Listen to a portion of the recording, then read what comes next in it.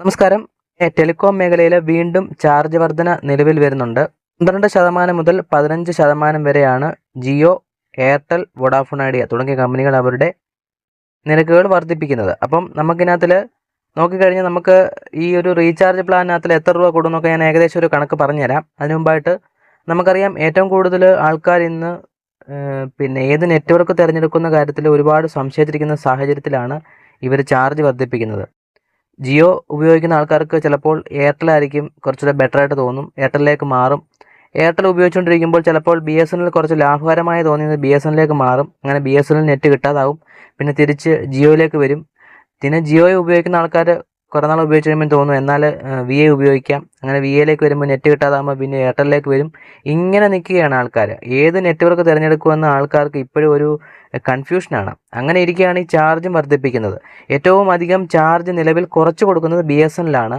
പക്ഷേ ഇപ്പോൾ BSNL നിലവിൽ 12 മുതൽ 15% വരെ നിരക്ക് വർധനയിൽ BSNLിനകത്തിൽ നിരക്ക് വർദ്ധിപ്പിക്കുമെന്ന് പറഞ്ഞിട്ടില്ല. എന്തായാലും ഈ എയർടെൽ, VI, ജിയോ ഈ തുടങ്ങിയ കമ്പനികൾ നിരക്ക് വർദ്ധിപ്പിച്ചതിന് ശേഷം മാത്രം നമ്മൾ പോലും അറിയാതെ BSNL പതുക്കെ ഒന്നെങ്കിൽ വാലിഡിറ്റി കുറയ്ക്കും, അല്ലെങ്കിൽ പതുക്കെ നിരക്ക് കൂട്ടും. അങ്ങനെയാണ് സാധാരണ മുൻകാലങ്ങളിലൊക്കെ കണ്ടുവരുന്നത്. ഈ കഴിഞ്ഞ 2-3 മാസം മുന്നേ വരെയും അങ്ങനെയാണ്. കാരണം BSNL നമ്മളോട് പറയത്തൊന്നുമില്ല അവർ വാലിഡിറ്റി കുറയ്ക്കും, അല്ലെങ്കിൽ പ്ലാനിനകത്തിൽ ഡേറ്റയും ആനുകൂല്യങ്ങളൊക്കെ വെട്ടിക്കുറയ്ക്കും. അങ്ങനെയാണ് അവർ ചെയ്യാറ്. എന്തായാലും ഇപ്പം നിലവിൽ ഈ 3 കമ്പനികളാണ് 12% മുതൽ 15% വരെ നമുക്കിനകത്തിൽ ചാർജ് കൂട്ടുന്നത്. അപ്പം നിലവിൽ നിങ്ങൾക്ക് റീചാർജ് ചെയ്ത് വെക്കാനുള്ള ഒരു ഓപ്ഷൻ ഉണ്ട്. ഇതിനകത്തിൽ പത്രത്തിൽ ന്യൂസും കാര്യങ്ങളൊക്കെ വന്നിട്ടുണ്ടായിരുന്നു.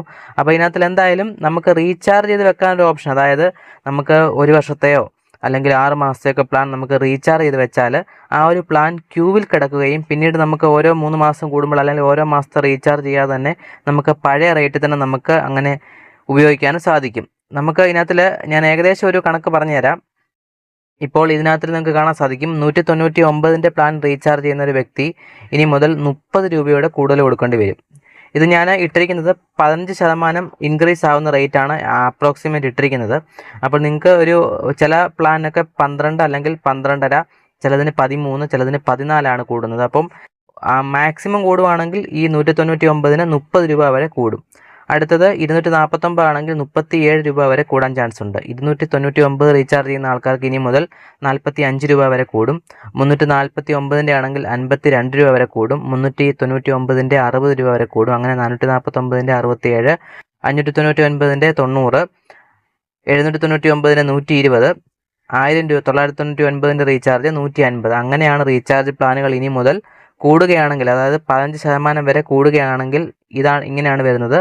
12 മുതൽ 15% വരെ വർധന ഉടനെ ഉണ്ടെന്നാണ് ടെലികോം മേഖലയിൽ നിന്ന് വരുന്ന ഏറ്റവും പുതിയ അപ്ഡേഷൻ. എന്തായാലും ഇത് സംബന്ധിച്ച് എന്തെങ്കിലും ഒരു കൺഫർമേഷനോ അല്ലെങ്കിൽ എന്തെങ്കിലും വരികയാണെങ്കിൽ ഞാൻ വീഡിയോ രൂപത്തിൽ നിങ്ങളെ അറിയിക്കുന്നതാണ്.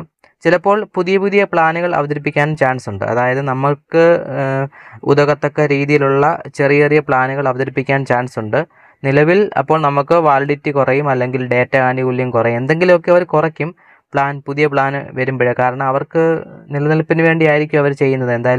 എന്തായാലും ഈ ചാർജ് വർധനയെക്കുറിച്ചുള്ള നിങ്ങളുടെ അഭിപ്രായങ്ങൾ കമൻറ്റായി അറിയിക്കുക. നമുക്ക് മറ്റൊരു വീഡിയോ ആയിട്ട് ഉടനെ കാണാം. ബൈ.